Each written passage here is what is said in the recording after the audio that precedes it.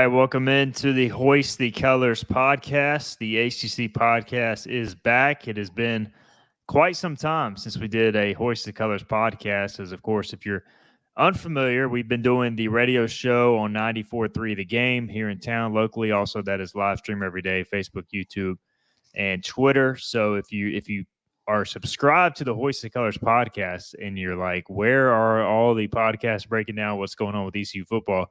We've been doing that a lot on the 94.3 The Game channels, which, by the way, you can subscribe to as well if you kind of search Hoist the Colors and do the one with the 94.3 The Game logo and make sure you're subscribed to that on podcasts if you don't listen live. So just want to make that announcement for those who have been wondering where we've been.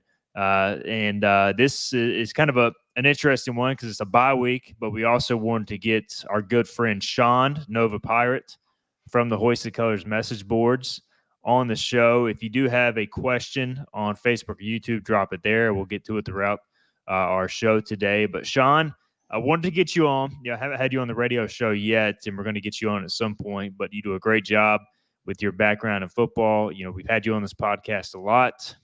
Talking X's and O's and just personnel and philosophy. So first off, welcome back. How are you doing? And sorry it's not under, I guess, a little better circumstances after the 1-4 start. Yeah, I know. I'm doing great, Stephen. It's good to see you, and thanks for having me back on. I wish we were 4-1. That would make the conversation a little more fun. No doubt. Well, we had people that were obviously, for the casual listeners, if they're not on the message board, yourself, Pirate Backer, Brett Hickman, I think the three of you guys, along with others as well, do just a tremendous job of adding insight and value to our board with, football knowledge. And people really respect your opinion. And we had some people calling for, hey, where's the Nova Pirate podcast? Where's Pirate Backer? We tried to get Pirate Backer on today, Jason, and he was unable to make it due to a conflict, but we'll have him on shortly. Brett obviously is doing some assistant coaching at Anderson University in South Carolina, so he's a little tied up with that, but glad we could get you on today, man, and just a lot to talk about. I guess first off, Sean, just what do you make of the 1-4 starts? And, we'll start with kind of your general takes, and then we'll dive into some of the specifics. Yeah, again, thanks for having me, Stephen. So I think the last time you and I talked was after the spring game, and I felt pretty good about what I was seeing in the spring game. In my notes, I felt like each of the positions had people that certainly were not going to be at the same par as the Keaton Mitchells that we had lost, but I thought we would have people that would be able to step in. I think I've been a little surprised at the lack of production of some of the new people. So I think that's one of the first surprises is the lack of production. I think the second thing is everything in football, particularly at this level, begins with a quarterback. If you don't have a quarterback that can push the ball like a point guard, if you don't have a quarterback that can really distribute the ball in a way that can score points, it doesn't really matter what the rest of the team looks like. So we're struggling with player development. We're struggling with quarterback development, and I don't blame Alex or Mason. They're doing the best they can. It's not their responsibility to be anybody else but themselves. And I think the third thing that I'm seeing, and I believe that this has plagued us since the Mike Houston era, who I think is a tremendous coach, is the lack of creativity in the play calling, but also the progression of the play calling. I think we continue to see plays that are called at peculiar times and plays that don't seem to match the rhythm of the game. So those are my three things right now: lack of player personnel development, the lack of a viable quarterback.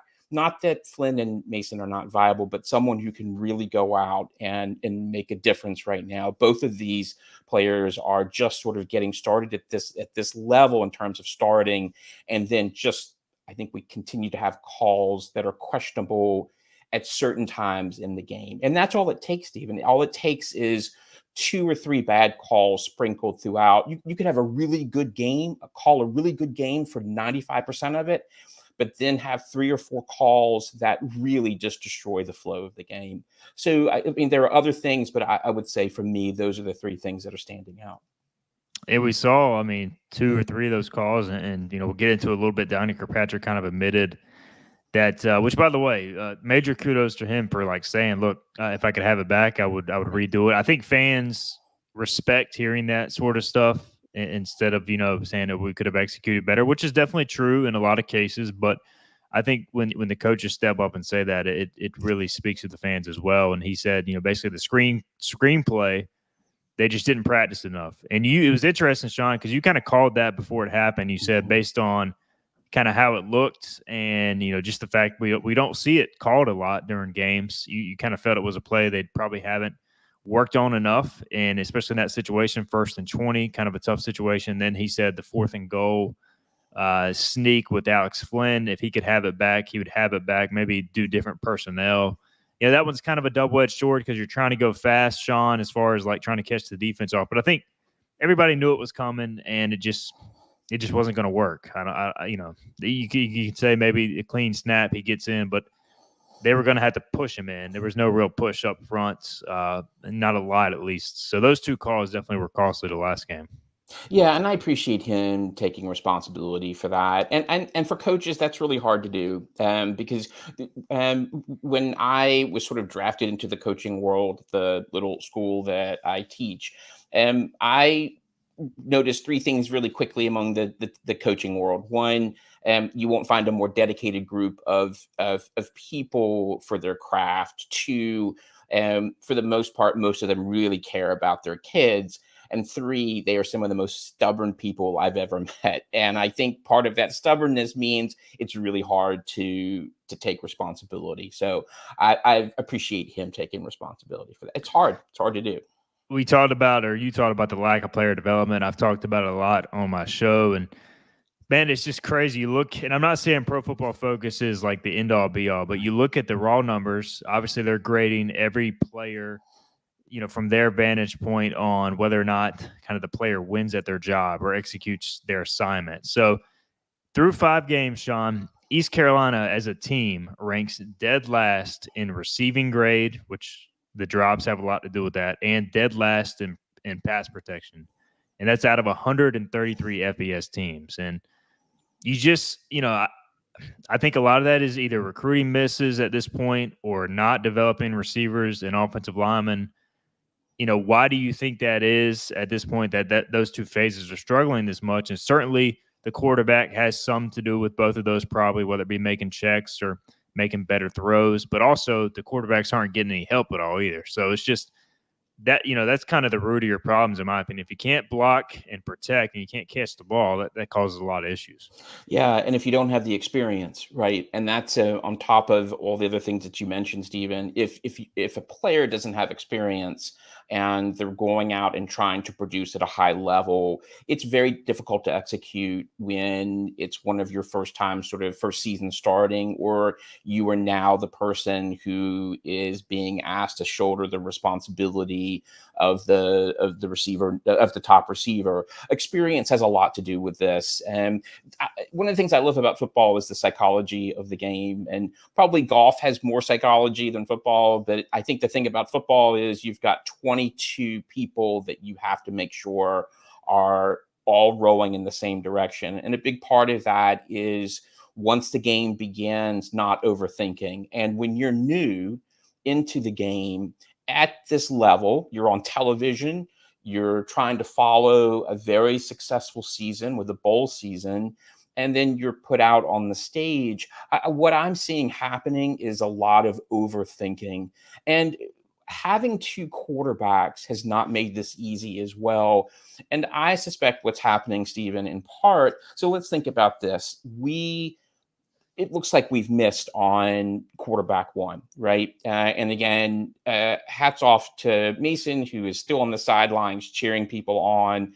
But he is not starting now. So all through spring, all through summer ball, fall ball, you had a different quarterback receiving the majority of the reps. So everyone was learning how to play with his system and his sort of gifts and talents.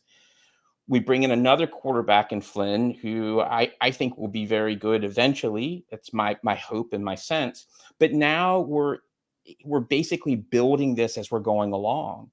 So we've missed out on all Flynn has missed out on all that experience.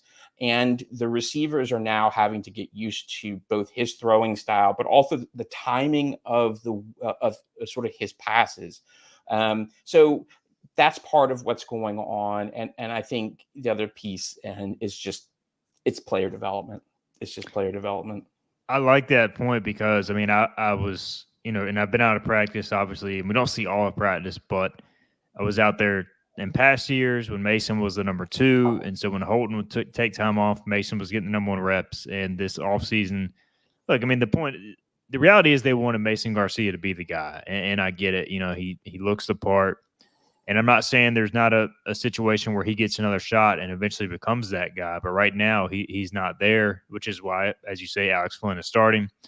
And, I mean, he got all the number 1 reps that I saw throughout spring ball, throughout the summer, throughout preseason camp. So it's just interesting you make that point because it makes a lot of sense. I think a lot of people expected him to be the guy. And I think there's a fair argument, too. We really – we saw him against Michigan, top 5 team. We saw him against Marshall, which is a top 10 defensive team right now. He hasn't really gotten a shot to be the guy again. So maybe they go back to that at some point. Where do you fall on the argument? And I think Flynn's done a good job. I think Mason, to this point has not run the offense as well as Flynn, just watching it. But, there's an argument from some people saying, hey, if this season, goes off the rails, you can't make a bowl, don't you have to at least by the end of the year know if Mason can be the guy, or even if Flynn can be the guy, because he's got another year of eligibility left as well. You got to at least find out if you've got the quarterback of the future, or you have to go to the portal and try to get somebody.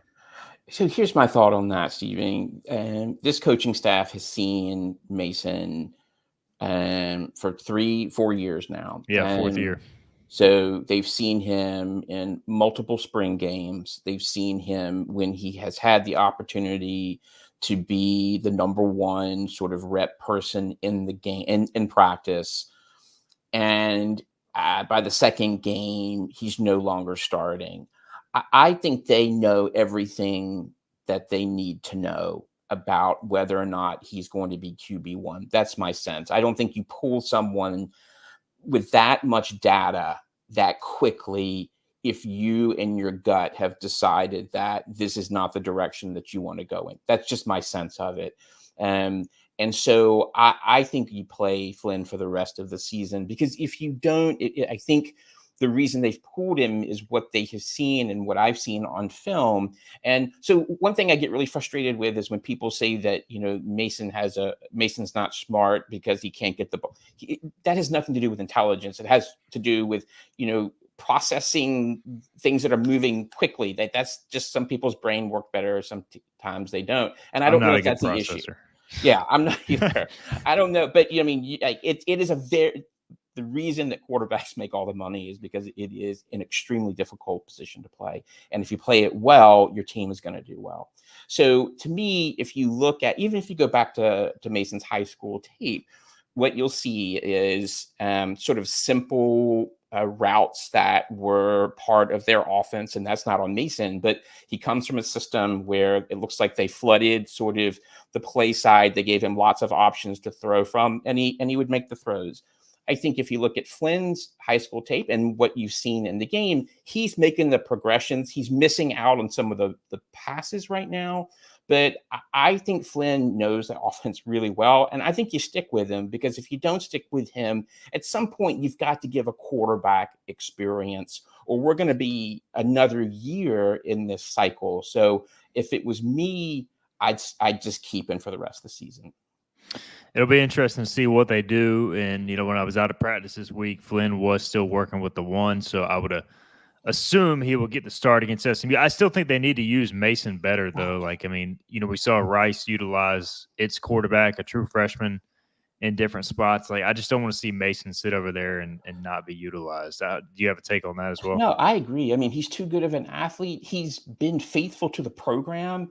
I mean, I think they're doing him a real disservice right now. I really do. And look, it's a tough business, right? It's a money business, and no coach gets it all right.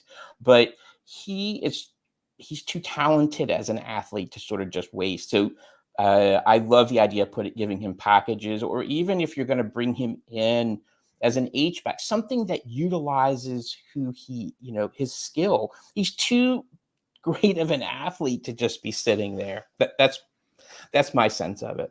I agree. Scott's got a question. He says, between the staff, between the recruiting misses and personnel issues, should we be concerned about the staff's ability to evaluate talent?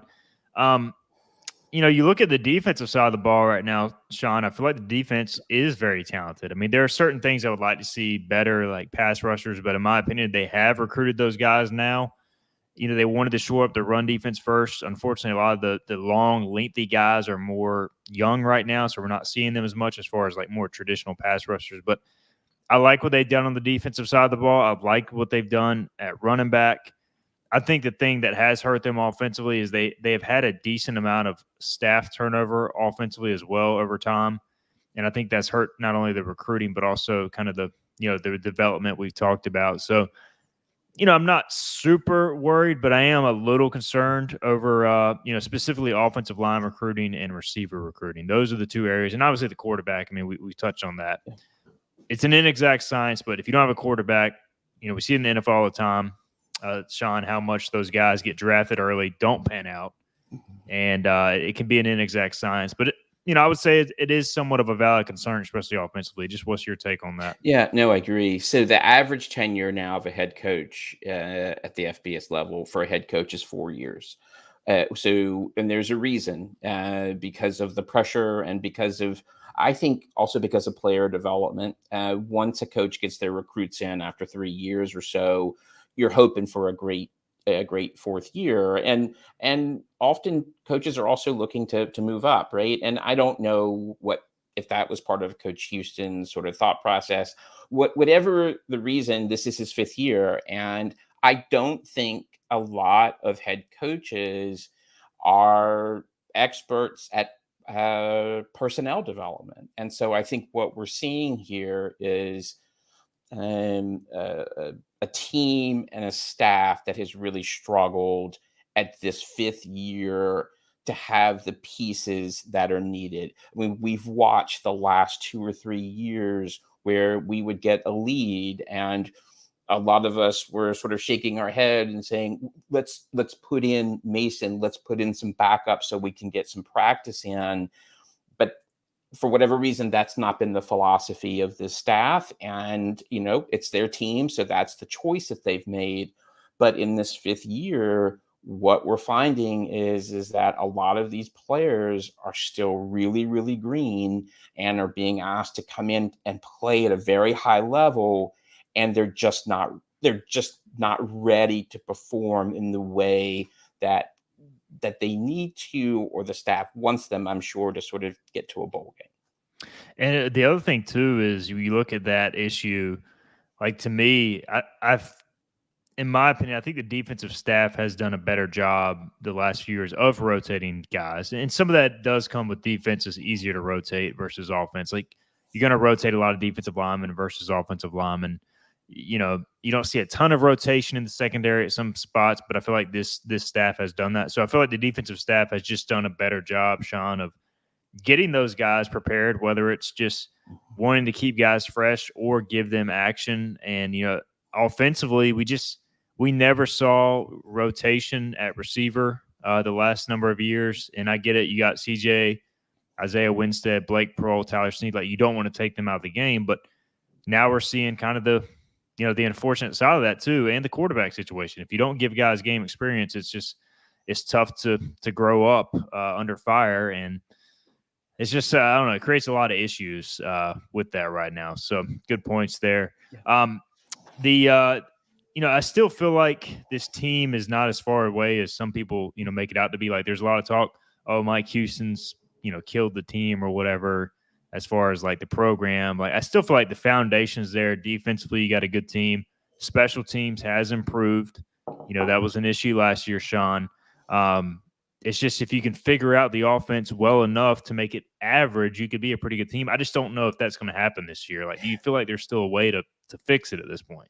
Yeah, I know. I agree. I mean, we're not losing 7. I mean, we're except to Michigan, that was a blowout, but I Right. don't think anybody was surprised. But teams that are sort of our peers, we're playing pretty well with them until we get to the fourth quarter, and that's not unusual for people who haven't played the game a lot, who haven't gotten a lot of reps. I think my sense is, my hope is that the more these players get real life experience in the game, the more reps they get, we will see some improvement.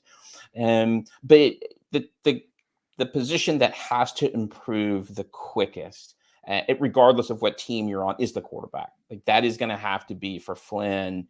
Like, he is going to have to really accelerate his learning in this week and a half, because if he's not making the throws, if he's not consistent, and the receivers have to catch the ball, of course, but if Flynn is not able to make the throws, none of it really matters. And I think the other piece that we haven't had a chance to talk about much either is sort of the RPO game. And that's a piece too that I think we've got to get better. So in theory, right, the more you practice, the more you have a chance to get better.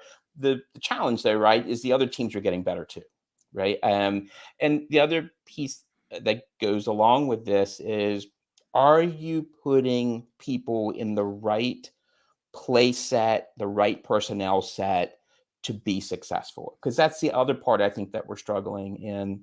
I'm not convinced always that we are making, as a staff, the best decisions in terms of where we're putting people and what plays we're calling. The game is all about playmakers, right? Are we putting the right people or giving them the chance to be playmakers? So there's a lot that goes hand in hand there. No doubt. I mean, I'm not a football expert. Obviously, I've learned a lot from the game just covering it, and I wrote kind of in an article 5 things I would do to help fix the offense. Not that I have all the answers. I definitely do not. I mean, Don Kirkpatrick knows a lot more about football than I do, but I just I can't find it acceptable at this point, Sean, that Javius Bond, freshman or not, is only getting 7 to 10 touches per game, or he only played 24 of 88 offensive snaps. And I love Rajay. I also wrote in the article, we need more 2-back personnel, because if your best position is running back, to me, you got to find a way to get more guys on the field at your best position. You got to get talent on the field. I mean, your slot receivers aren't producing a lot right now. Find a way to get Javius in the slot. I mean, it's just, you got to get the ball to your playmakers in a different way. I know they were trying to throw the screen to them, but if you're going to throw the screen, make sure you practice it enough. I mean, it's just like, we get, if you've got limited playmakers, you got to at least find a way to get them the ball. I still want to see Shane Calhoun throwing the ball more. I know he got more targets last game. I know he dropped a pass, but he still, to me, is a big part of this offense. So I don't know. What would you like to see offensively coming out of the bye to maybe help correct some of the issues ECU's having right now? So I think we're beginning to see who some of the playmakers are, right? I'm never sure if I'm pronouncing his name right. Sal or So I think Sol. it's Chase Sowell. Okay, Sewell. Sowell, yep. So he is developing as a playmaker, but and Bond is so, and then Calhoun. And I think you've got to find so those are 3 playmakers, and then Harris is a very good sort of change up, or if you want to run the power game, he's a great player for that. The way that you win in football is you have more big plays than your opponent. And the way that you have big plays is you find playmakers. So the staff has really got to go to work to make sure that these playmakers are getting the ball. And I went and looked at some stats today. Out of about 160, 170 players for total yards, we have 1 player listed out of the top sort of 160, 70. That's Bond. So we have a freshman who is sort of the leading all-purpose person on the team. So it's a steady diet of him and a steady diet of the other 2 that we talked about. And then you keep feeding them the ball. That is rule number 1. If you have limited talent or max talent, you feed your playmakers and you design everything around those playmakers to get into space and to score. It's all about the big play. And that's where we're struggling. We're struggling getting it to our playmakers. Now that some are sort of emerging, we've got to continue to feed them the ball and let them do what they do well. And so that would be my sort of first formula. Identify the playmakers, which we've identified 3, give them the ball. Tony Hicks says Shane Calhoun needs to get in the mix more, in my opinion, too. Good points on Bond. Yeah, I mean, that's the thing, too, is like you can say teams know maybe to take away Bond already, but I don't know. I mean, I feel like if you identify and you truly establish, hey, these are our go-to guys, Bond, Calhoun, and Sowell, and then you go out there and you implement it in a game, then from then forward, obviously the defense, they know what you're trying to do, but they're going to have to bracket Sowell. They're going to have to, shadow Javius Bond wherever he goes. And then if you truly identify that as your identity in many ways, then that opens up stuff for other pieces of your offense. So I don't think it's the worst thing in the world if ECU just starts feeding Bond and Sowell, because then at that point it should open up things for other guys. Absolutely. And that's how teams that have talent do it. And what makes a playmaker? A playmaker is someone who, regardless is guarding them, regardless of what the situation is, they make plays. And so that's why you keep feeding them. So that's kind of football 101. And so I'm hoping that we need to actually see a lot more of that if we're going to win enough games to get to a bowl game. I shouldn't even say bowl game, but in a hopeful world, but those 3 are the key. Sean says you can't feed them the ball if the O-line can't open running lane consistently, which is, I mean, fair, but you can also, you can scheme stuff up to a certain degree. And we talked about the screen. The screen, it was there if it would have been executed a little more properly, which goes back to making sure you're practicing enough. Donnie mentioned, Javius got out too quickly, which led to the linebacker in man coverage, following him and getting the pick before he could get blocked. Well, those are things you got to make sure you do in practice before you do it in a game. So whether it's just executing, coaching it up better, there are ways to scheme stuff up and scheme around your offensive line to a degree. I mean, I'm not saying you can avoid it at all times, Sean, but we've seen bad ECU offensive lines still have pretty good offenses at ECU. Yeah, go back and rewatch part of the App game. They have made a living on outside and wide zone. They don't pretend that they're anything else, and they still manage to do really well. So what they've done with that offensive line is they practice the outside zone. But the other thing that they do, though, is they put the right personnel in.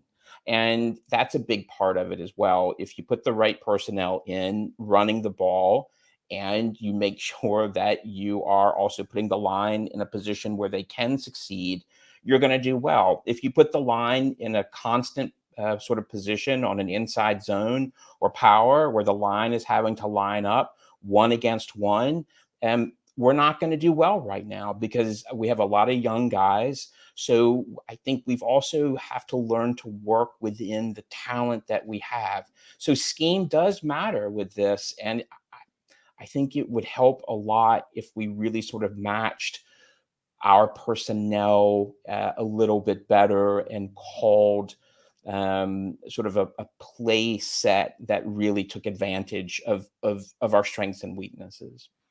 Tony Hicks says Jalen Johnson needs to break out too. Yeah, I mean, he's a guy that we expected better things from.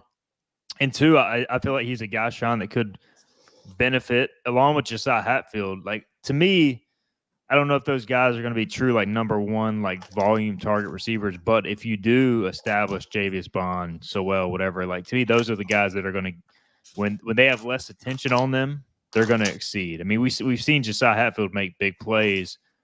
I don't think he's going to be a guy that's getting 10, 15 targets a game, but those guys can definitely still help you. So I don't know. I mean, it's just, offense is interesting, Sean, because, like, it can, I'm not saying it's going to be fixed overnight, but if you can get 1 or 2 things clicking, all of a sudden it can open up pretty quickly. And it just seems like ECU's been able to get nothing clicking, though, is the problem. Pilots will say if there's a problem in the air with the plane or if there's a crash, they'll say it's a series of cascading events, right? It's never just one thing. It's a series of connecting things. And if you look what's going on with the offense right now, it's a series of cascading events. It's lack of players with experience. It's, I think, often lack of sort of understanding, maybe some of the strengths of the playmakers. It's calling plays at the wrong time. It's rushing in plays like we saw at the goal line. So rarely is it one thing. And often what happens when the system is not working well, everything within that system is affected. So one of the things I hope that happens with the staff this week also is to take a step back and to say, okay, what are we doing with our play sequence here? What are we doing with our play call sequence on the offense? And if we're getting in a position where we want to rush something, is that the best decision right now, given that we have a young group? Is it better just to take a timeout, regroup, and try to reset this? So it's, with offense, it's a dance, and it doesn't take much to sort of throw one piece off. I have heard, just from talking with people around the program, in the program, this has not been a bye week for the faint of heart. I think the coaches have worked extremely hard. I mean, not that they ever get any downtime, Sean, but there's a real sense of urgency right now. I mean, there's a sense of urgency on game week as you're getting ready for opponent, but I think the sense of urgency is, man, we've got to figure out what we do well now, and then figure that out and make it better. So, I know the coaches are, they're reviewing every aspect of things. We talked to Mike Houston for his coaches. So he said he had already watched the Rice game 6 times at that point from every angle. So I'm not trying to make excuses for him or make, people pity for him. These coaches make a lot of money, but they care a lot. They're working hard at it. And we'll see what results come out of the bye week. I think it just gets frustrating if they come out against SMU and are doing the same things we've seen, and they're not going to tell us the changes, but I think there will be at least some changes coming out of the bye. So we'll just see, I guess, what they are when the time comes. I never doubt that they're not working hard. I think for fans, what's frustrating at times is asking the question, okay, are they working as sort of smart as they need to, right? And it's not that they don't know football. I mean, both of these guys forget more about football in a day than most people will ever know. But being able to really execute that in the game is also another sort of that's a skill set as well, is getting the right play at the right time. And let's be honest, we've struggled with that. We've struggled with that over the last 4 or 5 years. Scott says I would pity anyone who had to watch that game 6 times. I went back and watched some key plays once, and that was painful enough. So yeah, that's tough. I don't want to, make it sound like it's all doom and gloom here, Sean. So, what have you seen in the first 5 games that gives you some hope, or things that you really have liked? Yeah, I think our defense is getting better. We're ranked 40th right now, and I don't think that is an undeserved ranking. We're still making some mistakes we're making big mistakes at the wrong time. And I think the more these kids get real world experience, the better they're going to get at not giving up the big play. So I'm encouraged by that. I'm encouraged by the depth at defensive line. I still think we need to get a better sort of understanding of who and how we're going to blitz, but I feel pretty good about where we are defensively. Offensively, we are beginning to see some playmakers develop. And I think between Calhoun and Sewell and Bond, we've got 3 people that can take the ball and do something with it. And I think we have a group of coaches that want to win. So, I think we can continue to be competitive for most of the game. The question is, and this is always the big question, when does that team make the jump between being able to win and score points and being able to just move the ball between the 20s? And right now, we're not very good at either. So we've got to move the ball better between the 20s and score. But in theory, Stephen, the more repetition, and coaches love repetition, the better we should look on the field. So that's my hope, if you're asking me to be optimistic. There you go. Hey, still more than half the season left, so there's still time to turn around, or for, I guess, things to technically get worse. As you say, other teams, SMU, they have a bye week too, so they're working on things to improve upon too. So it's not going to get any easier. Speaking of that, Tony I don't know if you want to answer this or not. He says, looking at the next 7 games, do you have a win-loss prediction? Sorry to put you on the spot. Do you need me to read the games for Yeah, you? Or read the games. Would you? yep. Who do So we I have got left? the schedule. Do you want me to go one by one or just like read them all out and you make Just you can go really quickly. Okay. SMU at home, Charlotte at home, at UTSA, Tulane at home, at FAU, at Navy, and then Tulsa at home. So honestly, I think that if I'm being completely honest, based on where we are right now, I would expect for us to beat Charlotte. I think every other game is either a toss-up or we're probably going to be underdogs. That's my sense of it. I think that's fair. I mean, SMU is going to be favored. UTSA, Tulane definitely going to be favored. FAU, and if FAU and Navy were at home, maybe the opposite. Maybe depending on what happens at Tulsa, a lot of time between now and November 25th. Yeah. But that could be a game as well that ECU could be favored. But really, Charlotte is the one that you feel good about at this point. So a lot of ball left, though. We'll see. Yeah. Sean also wants to know, do you guys like the black uniforms they're going to bring out for next Thursday? I think they look awesome. What about you? Yeah, I like them. Yeah, I'm a big fan of uniforms. And every time we talk about uniforms, we get all the comments on social media about how the team isn't practicing. They're just dressing up for a fashion show.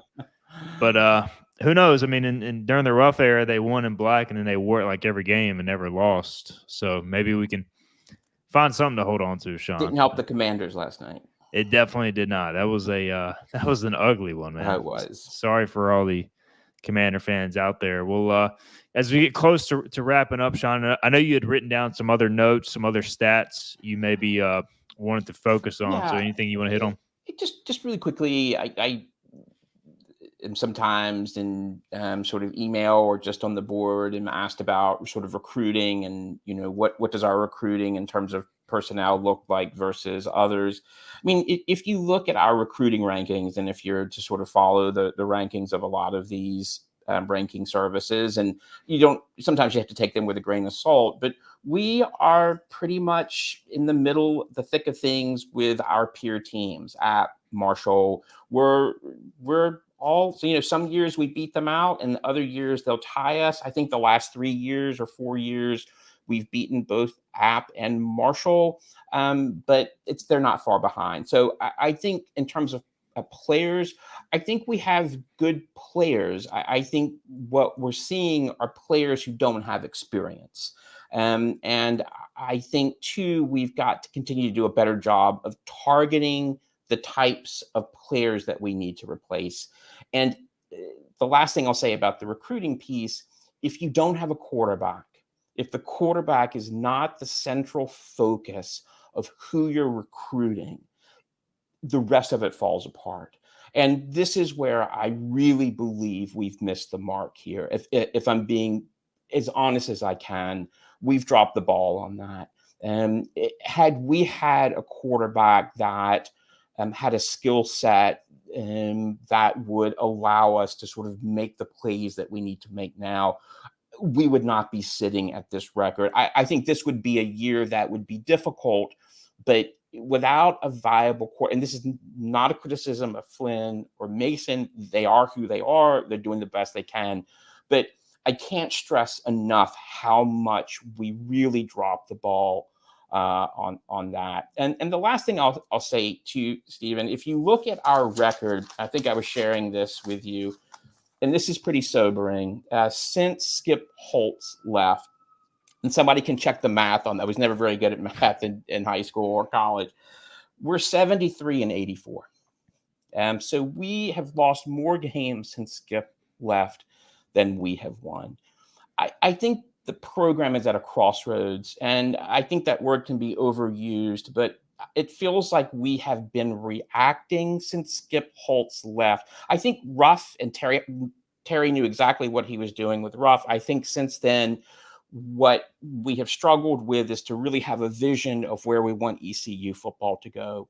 And now with NIL coming into the picture, if I was the AD, I would spend the next year calling all of the sort of shareholders together at ECU, fans, donors, And I would just spend a year visioning, what do we want ECU football to look like? Because we cannot continue to piecemeal without a vision. And if we want ECU football to be what it really wants, we've got to be clear on what we want and what it's going to take to get there. The years of sort of hoping that things work out and sort of reacting to fires, we're going to continue to have this record, I believe, until we really begin to envision where we want to go. So that's my sense. A lot of great points there, man. I mean, if we had somebody comment during the show at the end of the year, ECU needs to go out and get a transfer portal quarterback. Well, to do that and to get one that's proven, you mentioned kind of if you have the quarterback, as even the dog wants the quarterback. So look, I mean, everybody wants the quarterback, but no, if you have the quarterback, it makes you can have a good team without a star quarterback, but everything around him has to be great. If you have the star quarterback, he can make a lot of people around him look like stars. So, I mean, I think we're seeing that now. But if you want that guy from the portal, you got to have money. I mean, that's just the reality. You got to have the NIL money. So I love ECU fans. ECU fans are great, but I don't think enough of them understand that right now. If you want to go out and you want to buy a quarterback, you want to buy a receiver, you better have a couple $100,000 at least just to go buy those guys and then pay your team to retain them. So I do think we are at a crossroads. I think we are at a crossroads from the standpoint of our fans have to understand what it takes to now compete for championships. So I think maybe that could be a sobering positive of this struggle right now is the reality that we do need to make some changes, whether it be administratively, coaching, as a fan base, to keep ECU football moving in the direction it should be moving. All right, well, that'll do it for our show. Sean, I appreciate the time, man. It was good to be back on the Hoist the Colors podcast. It's been a long time since we did the podcast version. We do have a late question here from Scott. I don't know I guess we can answer real quick. If every game you swapped our quarterback with our opponent quarterback, what would ECU's record be? I don't think they're beating Michigan because Michigan's Michigan, even with J.J. McCarthy. So I would go that's a loss, but a Marshall game, I don't think the guy was a rock star, but I think he did enough. That's probably a win. App State, probably a win. Agree. Closer at least. Yeah, definitely closer. Gardner-Webb, that was the most recent game. I mean, I think you're beating Gardner-Webb either way, so probably a win. And then Rice. Yes, I believe so. I believe so. And I don't think it has to be a superstar, right? I think it's got to be somebody who's proven. But that's a great question. But I think that's the difference, especially in a team that's struggling. Great question. Yeah. And, experienced quarterback makes everybody look a lot more experienced. So, tough situation. But, hey, maybe the second half of the year, Alex Flynn, Mason Garcia can become that answer. I mean, that's what we're hoping for. We'll just see how it plays out. But, Sean, thanks again for the time today, man. It's a lot of great insight, a lot of great points. So we'll do this again when we can. We'll get you on the radio show soon. Okay. All right. Thanks, Stephen. All right. He's Sean, Nova Pirate, and I'm Stephen Igo. We will be back on Monday with the Hoist the Colors radio show. We'll do the HTC podcast again here shortly when we can as well. Thank you guys again. If you haven't already, subscribe to the Hoist the Colors 94.3 The Game radio page. That way you get all of our daily shows throughout the week there. But we will talk to you again soon. Thanks for listening.